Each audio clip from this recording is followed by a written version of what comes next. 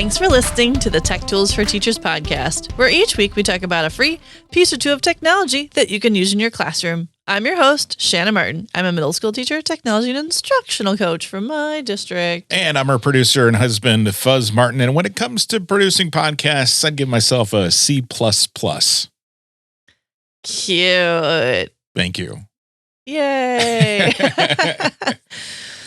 So we're talking about coding this week. Mm-hmm. Good old episode 173. Yeah. It's winter raining right now, which is always fun. Right. It's too warm to snow and too cold to be enjoyable. So we just live in dense fog and rain. Yeah. It's great. Mm-hmm. And we're ending January here. Gonna kick into good old February. Best month of the year. Yeah. Or not. The longest short month of the year. It's the longest short month of the year. Very true. But Ed Camp's coming up in March. Nice. And we're in second semester, so all of that's good. And yeah, lots of fun things. So this week we are talking a little bit about coding, because I feel like every season I need at least one or two coding episodes, because there's always stuff to change around and change up if you teach coding or if you just want to build it into your classroom because your kids are into it. There's just fun things to do. So I'm giving you a website and then also kind of like a bonus website that you can use.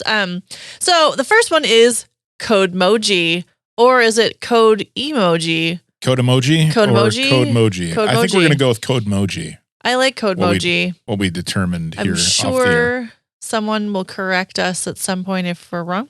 I'm sure it's Codemoji. Codemoji. So Codemoji is an awesome coding site that as a teacher you can use, students can use directly, parents can use it, and it teaches all different types of coding. So when you go in, you can sign up as a teacher. I will say that there's like a free version. You can do the premium trial. You can get some free lessons through it. Students can have access through it throughout Hour of Code. So there's free versions. Then if you love it, you can upgrade it to a premium version and do the whole paid shindig if you'd like to.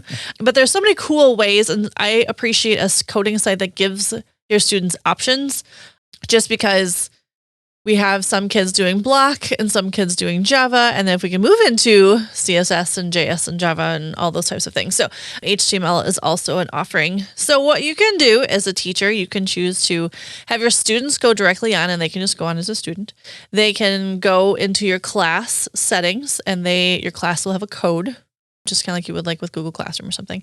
Or parents can also like set their kids up and see things that way too. So there's 3 different options to get into Codemoji. And then there are choices. So when you first come across it, you can pick if you want students to be able to just jump on in. They can go right in and start creating. So there's like a blank space for them to code in.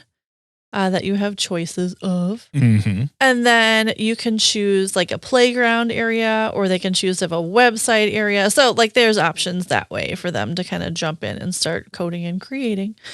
But wait, there's more. So besides coding, there's like a workshop version where you can create your own animations using like an animation builder, which is an option. And then they have like a playground where you can go ahead and design like a little personalized websites and apps and different things like that. So there are options within as well. As a teacher, you can assign specific lessons. So if I want my kids in beginner HTML, that's an option. Like I can assign my kids to that. You also can choose to have classes that'll give you at grade level. And then you have the options for beginner, intermediate, and expert. And it will sort those things out as well, depending on where you're at. So if you are a computers teacher, it lays it out beautifully for you as you can drop what you want your kids in. You have a dashboard that has all the things that you would want on it. And then you also can have your classes that you can go into.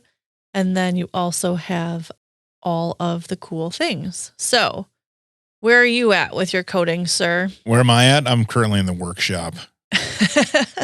And what are you doing in the workshop? I don't know. There's a panda waving at me, and I haven't really done anything with it yet. He can march around the screen. You can click like move, and then you can choose which way he's going to move. Yeah. And then you can change different things. Yeah. Yeah. He just did a somersault. Yeah. That's so fun. it's fun for everyone. Yep. And so there's specific courses you can assign to students. So you have those options on the left-hand side of the screen. It walks you through, and then you can pick and choose the full catalog, but then also keep in mind if you want the paid version, then you have more access to stuff as well.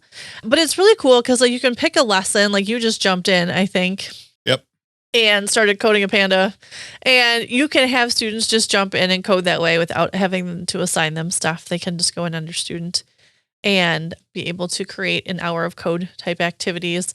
And then if you want to be able to add students into your classroom, you can put classes in. You can go ahead and assign courses to students if you choose to. You can go through all of those different pieces depending on how you want your kids to code. Once you're in like HTML, it'll teach tags. It'll teach like body tags and head tags and paragraph tags, and it'll walk you through each step of the process. It'll teach about span tags and paragraph tags. Anyway, so it walks you through all different types of lessons as well. It's not just like one and done kind of lesson. There's lots of options when it comes to that. And they're very step by step, which is nice. As a teacher, you also have access to like quizzes if you want to. And then there's like grades. I mean, it can do the whole shebang if you wanted to as a teacher, if you choose to go that route. Or if you just want kiddos practicing coding, you can have a panda dancer on your screen. You can. It's pretty You can cool. have a double panda, actually. Then if you do double JavaScript, the lesson is cute. You go in like lesson 1, double rotate. I got a panda and a dinosaur. And then you double code. So you're coding 2 things at once on your screen. And then they can dance and do things together. And then you can put through the sequence. And it's nice that you can. It's very clearly set up for students. You have actions, you have sounds, you have characters. You can swap those out as well. And then you can code and run it and see how it's doing. And it will correct you. If you're wrong, it'll say, sorry, that's not correct. Make sure you do this. And it will explain the steps to you, which is kind of nice as well. So it'll walk kids through the process. It doesn't just leave you like, nope, it's wrong. And then too bad for you, figure it out. So it's kind of nice. It will teach you through the lessons, which is really cool. Nice. Yeah. So have you done any more with your panda, or is it just somersaulting? I kind of stretched him out. He kind of looks like taffy at this point. Nice. Yeah. So it's fun. Yeah. So there's just a lot of different options with coding, and it's a cool site to mix in with some of your other coding sites that you're using with students. And like I said, if you love it and you want to like lay out all the lessons for you, it does all of that for you if you want to upgrade as well. So Codemoji, pick a course, do some coding. You can be a student or a teacher or a parent. You can share this with families as well. And you can do all of the fun things with coding. Yeah. It's cool. I love a good coding activity. I do too. Coding's fun. Keeps you occupied. You learn something in the process. You get to see it happen. Yeah. And to me, it teaches a lot of problem solving skills. Mm-hmm.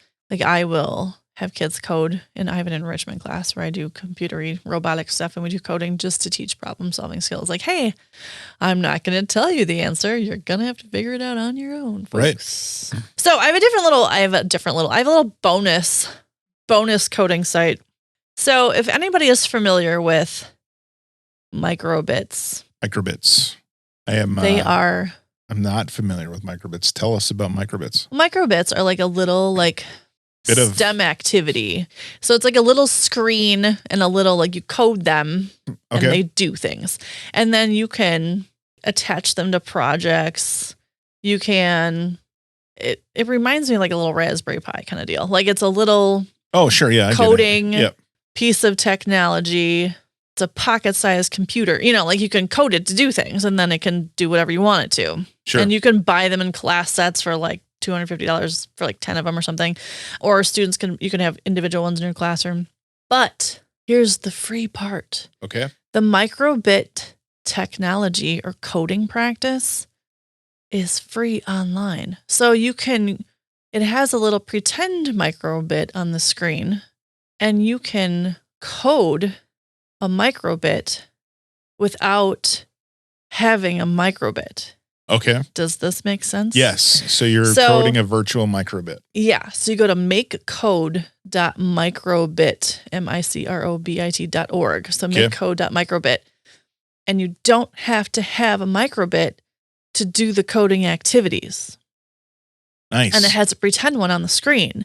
So you can have make your own projects. So you can just send students to this, to have kids practice coding without having microbits in your classroom and without you don't need the thing to do the coding. Yep. So they can go in there's a tutorial, how to make the flashing heart, the name tag, the smiley buttons, the dice, the love meter. So these are all the things that you would do on a microbit, but it gives you the tutorial and then you can just make it on your computer. That's cool.